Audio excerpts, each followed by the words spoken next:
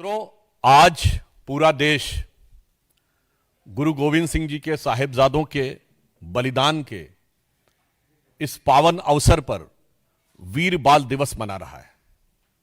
बाल दिवस यह देश पहले भी मनाता रहा, परंतु प्रधानमंत्री जी ने वीर बाल दिवस यानी जो भारत के शौर्य का प्रतीक है उसे मनाने की घोषणा की थी और आज पूरा देश उत्साह के साथ, गरिमा के साथ उस बलिदान को याद कर रहा है।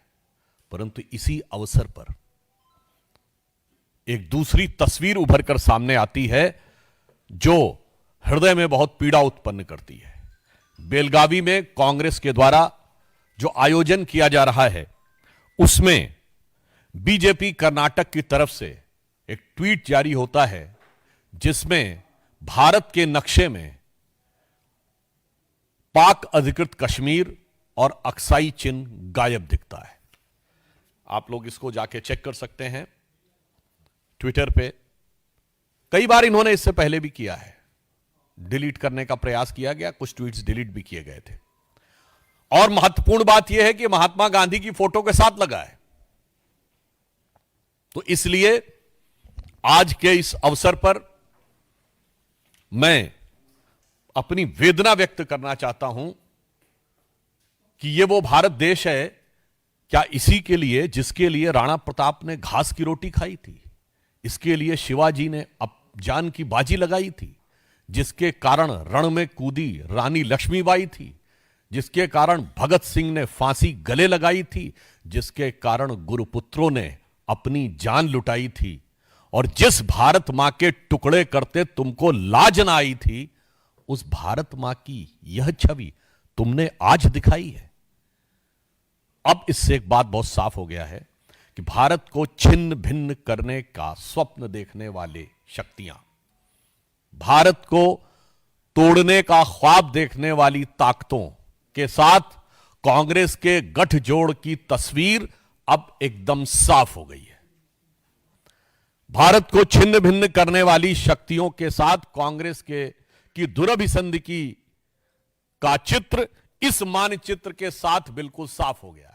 और यह बात हम केवल किसी एक आधार पर नहीं कह रहे हैं। कांग्रेस ने निरंतर इससे पूर्व भी भारत के नक्शे के साथ इसी प्रकार की छेड़छाड़ की है। 24 अक्टूबर 2024 को कांग्रेस की सबसे बड़ी सहयोगी दक्षिण भारत में डीएमके ने अपने ट्वीट में, आप देखिए पुनः एक बार, पाक अधिकृत कश्मीर और अक्साई चिन्ह गायब है। कांग्रेस के वरिष्ठ नेता ने श्री शशि थरूर ने 30 सितंबर 2022 को कांग्रेस के आंतरिक चुनाव का यानी अध्यक्ष पद का जो चुनाव हो रहा था उसके प्रत्याशी के रूप में जो अपना मैनिफेस्टो जारी किया। देखिए एक बार फिर यह ट्वीट डिलीट कर दिया गया था मगर इसके स्क्रीनशॉट्स अवेलेबल हैं। 30 सितंबर 2022 फिर पाक अधिकृत कश्मीर और अक्साई चिन्ह गायब है। राहुल गांधी जी ने 12 फरवरी 2020 को ट्वीट किया कोरोना के समय, जब कोरोना शुरुआत हो रही थी। एक बार फिर उसमें पाक अधिकृत कश्मीर और अक्साई चिन्ह गायब था। इवन आपको ध्यान हो एक बार इन्होंने ट्वीट किया था जिसमें कि नॉर्थ ईस्ट ही गायब था, जिसको लेकर असम के मुख्यमंत्री हेमंत बिश्व शर्मा जी ने बड़ी कड़ी आपत्ति भी दर्ज की थी। फिर आप देखिए शशि थरूर जी का 21 दिसंबर 2019 एक बार फिर इसमें पाक अधिकृत कश्मीर और अक्साई चिन्ह गायब है। अब हम कांग्रेस पार्टी से बहुत सीधा और साफ सवाल पूछना चाहते हैं कि आज जो आपने एक्स पर पोस्ट किया है और पिछले समय में जब यह ट्विटर था तो जो आपने ट्विटर पर ट्वीट किए थे उन सब में पिछले कई सालों से एक नहीं कई बार, इवन कांग्रेस की वुमेन्स विंग द्वारा भी एक बार ट्वीट किया गया था उस समय, उसमें भी यही स्थिति थी। लगातार भारत के अलग अलग हिस्सों को काट कर क्यों दिखाया जा रहा है? यह सिर्फ संयोग है या किसी व्यवस्थित भारत विरोधी प्रयोग का हिस्सा है? हम सीधे कांग्रेस से पूछना चाहते हैं कि यह लगातार भारत के हिस्सों को काट कर दिखाना ये किसके इशारे पर हो रहा है? क्या कोई सोरस सीक्रेट सर्विस से सिग्नल आ रहा है,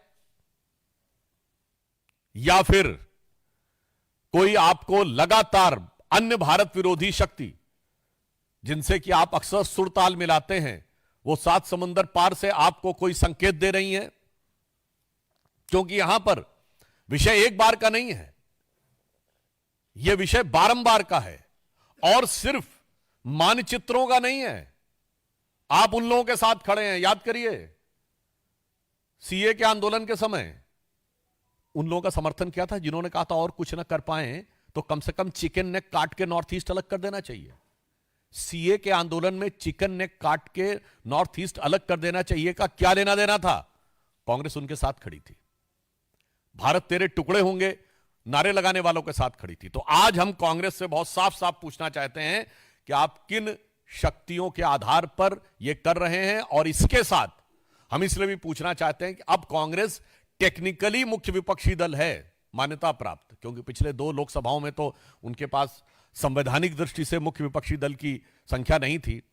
तो जो कोई भी सांसद शपथ लेता है, आप सबने देखा होगा क्या कहा जाता है, मैं भारत की एकता और अखंडता को अक्षुण्ण रखूंगा। तो कांग्रेस पार्टी और उसके नेता प्रतिपक्ष संविधान की शपथ का उल्लंघन कर रहे हैं कि नहीं? इसलिए कांग्रेस का राष्ट्र विरोधी चेहरा, और मैं यह भी कहना चाहूंगा कि इससे पहले भी ये देश को टुकड़ों में बांटकर राज कर चुके हैं, सियासत कर चुके हैं, और इसके बाद भी आपने देखा है कि आज भी प्रांत में तोड़ना हो या वर्ग में तोड़ना हो या जातियों में तोड़ना हो, उसके लिए निरंतर लगे हैं। और यह बात मैं ऐसे नहीं कह रहा हूं, कांग्रेस के इसी कर्नाटक में जहां उनका कार्यक्रम चल रहा है, वित्त मंत्री डीके सुरेश जी का बयान याद है जब उन्होंने कहा कि साउथ इंडिया टैक्स ज्यादा दे रहा है, तो पत्रकार ने उनसे पूछा तो क्या आप अलग होने के बारे में सोचेंगे? उन्होंने कहा हां, हम अलग होने के बारे में भी सोच सकते हैं। यह कांग्रेस सरकार के वित्त मंत्री का दिया गया बयान है। सैफुद्दीन सोज जम्मू कश्मीर कांग्रेस के अध्यक्ष रहे, जिन्होंने कहा कश्मीर को भारत से अलग हो जाना चाहिए, अपनी किताब में लिखा है। यह जम्मू कश्मीर कांग्रेस के अध्यक्ष रहे हैं। राहुल गांधी जी की भारत जोड़ो यात्रा में तमिलनाडु में वो एक ऐसे पादरी जॉर्ज पुनिया को साथ में लेते हैं जो कहता है कि मेरी दृष्टि में भारत की धरती इतनी अपवित्र है कि मैं उसलिए जूते पहनता हूं कि उसके ऊपर मेरा हाथ टच ना हो जाए।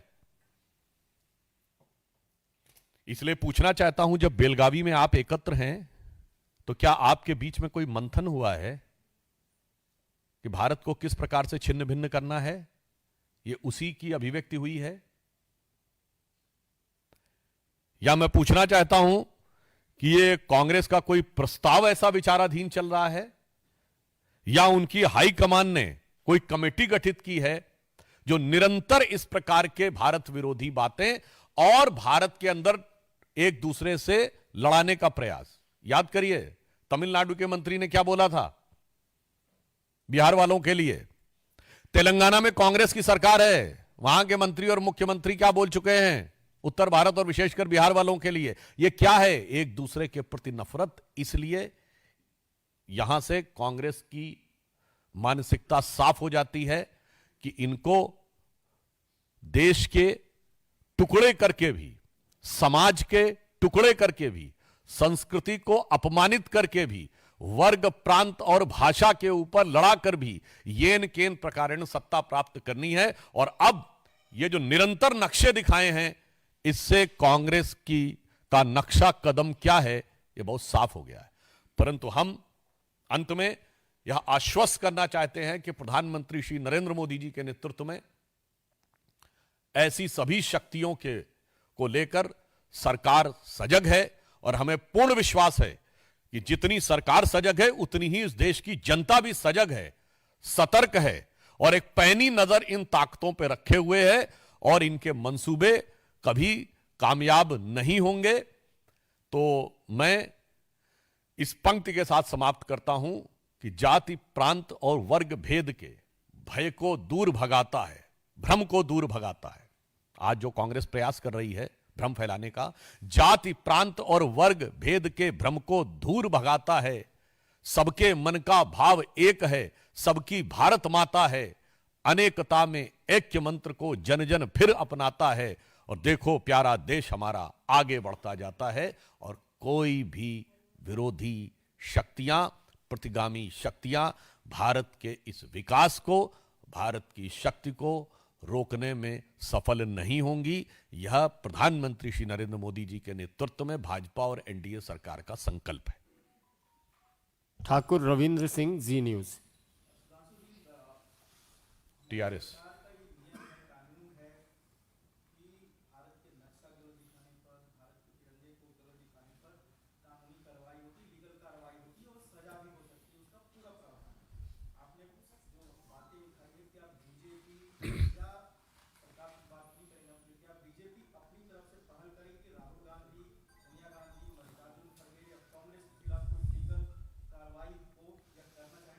देखिए रवीन जी, मैंने अपने वक्तव्य में स्पष्ट कहा कि पहली बार कॉन्स्टिट्यूशनली 2 लोकसभाओं के बाद कांग्रेस के पास कॉन्स्टिट्यूशनली नेता प्रतिपक्ष का पद है।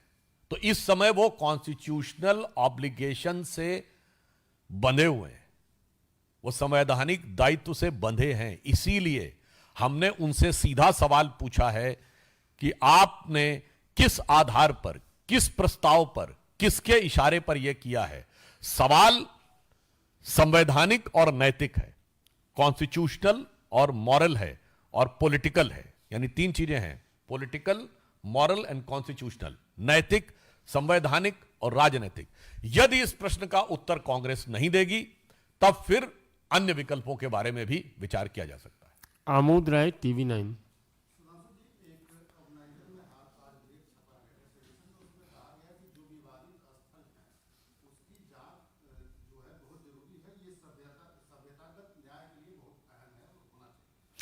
देखिए, इस विषय के ऊपर सर्वोच्च न्यायालय ने अपना मंतव्य दे दिया है, तो मुझे लगता है कि उसके बारे में अंतिम निर्णय आने तक प्रतीक्षा करनी चाहिए। और जहां तक सभ्यतागत अन्याय का विषय है, तो ये इस विषय के ऊपर एक सौहार्द बना रहे, यह सामाजिक दायित्व भी है। इसलिए सभ्यतागत अन्याय का के ऊपर गर्व करने की भावना से भी बचना चाहिए। कमलेश सिंह जी।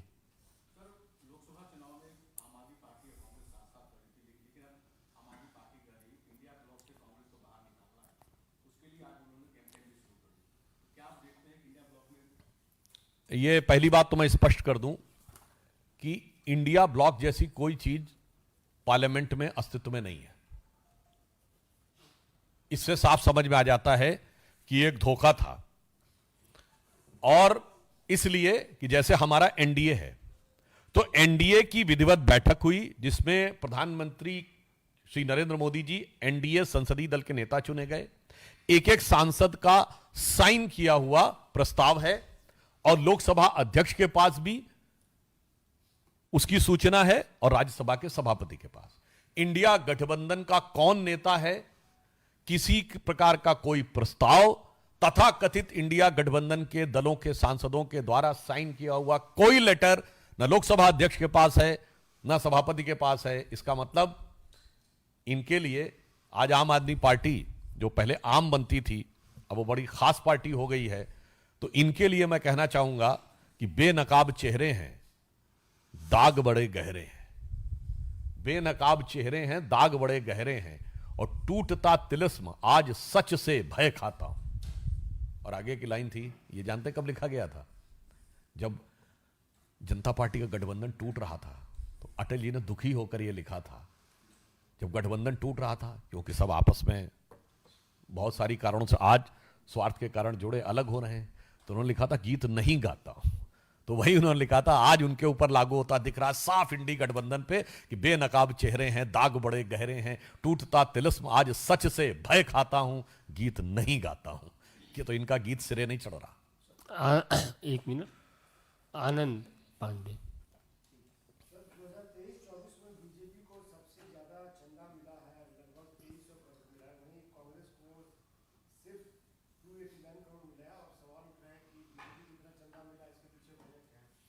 देखिए, पहले तो आप जो सूचना है इसका किस आधार के ऊपर स्रोत है, और अब तो इलेक्टोरल बॉन्ड के जजमेंट के बाद सारी चीजें ओपन पब्लिक डोमेन में है। अब तो सवाल यह भी पूछना चाहिए कि कांग्रेस को इससे पूर्व में, हमारी तो कितने राज्यों में सरकार है, 19-20 राज्यों में, और तीसरी बार केंद्र में सरकार है। कांग्रेस शासित जिन राज्यों में उनको मिला है, जो इलेक्टोरल बॉन्ड से सामने आया था, आज तक उन्होंने उसका जवाब नहीं दिया है। और मजे की बात यह है, हमारे चंदे का तो हिसाब है 2014 से पहले तो कोई हिसाब ही नहीं है। हम पूछना चाहते हैं, क्या हवाई जहाज के बिल नहीं पे होते थे? क्या जो लोग उनके कार्यकर्ता जाते थे उनका होटल में रहना, गाड़ी, इन सबके खर्चे नहीं होते थे? एक पाई का हिसाब नहीं है। इसीलिए मेरा मानना है कि इस विषय पे हमारी सरकार का प्रयास और पार्टी का प्रयास पूर्ण पारदर्शिता का है, और इसका मैं प्रमाण देना चाहता हूं। दिल्ली का भी चुनाव होने वाला, आपको याद हो ना, 8-10 साल पहले आम आदमी पार्टी ने एक बार कहा था चाय पार्टी करते हैं, और चाय पार्टी की टिकट कितने का था? 20,000 रुपए का। याद है 20,000 रुपए क्यों था? क्योंकि तब तक नियम यह था कि 20,000 रुपए तक का अगर किसी ने कंट्रीब्यूशन दिया है तो उसका डिटेल देने की जरूरत नहीं है, वो कैश में दे सकता है। इसीलिए 20,000 रुपए की चाय थी। अच्छा, चाय क्यों थी? 20,000 में तो खाना भी खिलाया जा सकता है, खाने में तो काउंटिंग हो जाएगी कि कितने लोगों ने खाया। चाय में कोई काउंटिंग नहीं हो सकती कि कितने लोग आके पी गए। हमारी सरकार ने, मोदी जी की सरकार ने आने के बाद उस 20,000 को 2,000 कर दिया। अब चाय पिलाना मुश्किल हो गया है, चाय वाले ने जिस मुकाम पे पहुंचाया है। मोहित भट्ट। अखिलेश यादव बार-बार रोज एक ट्वीट करते हैं कुंभ को लेकर। आज भी उन्होंने ट्वीट करा है और कहा है कि सिर्फ खंबे हैं महाकुंभ में, उनपे तारे नहीं है। तो डेली अखिलेश यादव कुंभ में जो इतना बड़ा संगम होने वाला है उस पर अटैक कर रहे हैं और सवाल पूछ रहे हैं बीजेपी। देखिए, कुंभ भारतीय संस्कृति का ही नहीं, विश्व का सबसे बड़ा आयोजन है। दुनिया में कोई ऐसा आयोजन नहीं है। मौनी अमावस्या को एक अनुमान के अनुसार 4 करोड़ से 4.5 करोड़ लोग आ सकते हैं। दुनिया में कोई ऐसा एग्जाम्पल नहीं है जहां एक दिन में इतने लोग आए without any invitation, without any persuasion, without any advertisement. तो यह भारत की नैसर्गिक शक्ति का प्रतीक है। मगर क्या बताएं, जिन्होंने टोपी कोई दूसरी पहन रखी हो, जिनके ऊपर लाल रंग का प्रभाव कुछ ज्यादा हो, वो भारत के वास्तविक स्वरूप को नहीं दे सकते। और मैं पुनः एक बात और कह देता हूं, अखिलेश यादव जी पढ़े लिखे हैं, वो एक बार जाके इस बात को पुनः चेक कर लें। हमारा कुंभ का मेला 12 वर्ष में एक बार होता है, जुपिटर की साइकिल पे। 200-300 साल पहले किसी को जुपिटर की साइकिल नहीं पता थी। तो प्रयाग का कुंभ तब होता है जब बृहस्पति वृष राशि में होते हैं, चंद्रमा भी वृष राशि में होते हैं और सूर्य मकर में होते हैं। सेलेस्टियल क्लॉक से होने वाले दुनिया के सबसे बड़े आयोजन में जो कोई व्यक्ति गलती देखना चाहे तो मुझे लगता है उसकी दृष्टि का दोष है, और उसे दृष्टि दोष के निवारण के लिए कुछ पूजा पाठ अनुष्ठान कराना चाहिए। संदीप दीक्षित ने बड़ा आरोप लगाया है पंजाब सरकार, केजरीवाल पर आरोप लगाया है। उन्होंने कहा है कि मेरे निर्वाचन क्षेत्र की और मेरे घर के आसपास की जासूसी हो। इसके साथ एक और है सर, उन्होंने ये भी आरोप लगाया है कि पंजाब से कैश आ रहा है और 21-21 रुपए लोगों को बांटे जा रहे हैं। पंजाब से विज्ञापन आ रहा है। देखिए, बहुत गंभीर बात है, क्योंकि इस प्रकार की बातें भी आई हैं कि पंजाब सरकार से विज्ञापन हो रहा है। क्या सत्य है यह तो पता चलेगा, परंतु पंजाब सरकार क्या कर रही है, यदि यह आरोप सही है, यह तो उन दोनों के बीच की आपस की बात है।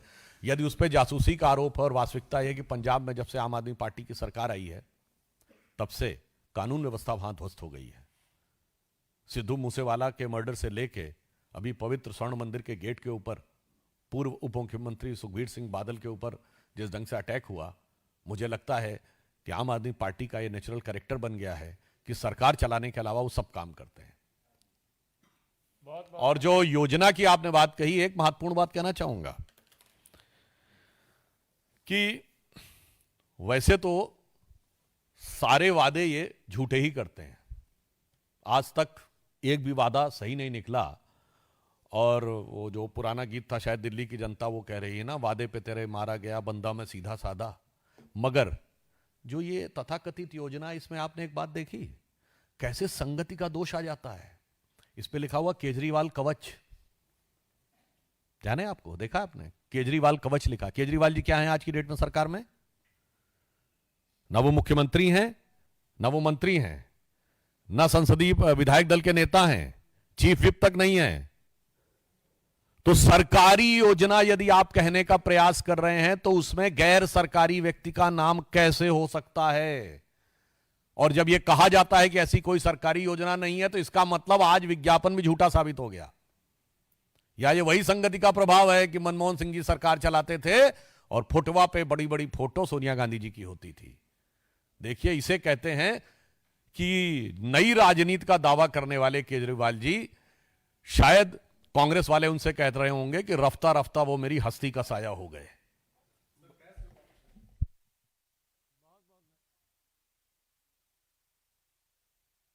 देखिए, उनके ऊपर नाना प्रकार के आरोप लग चुके हैं।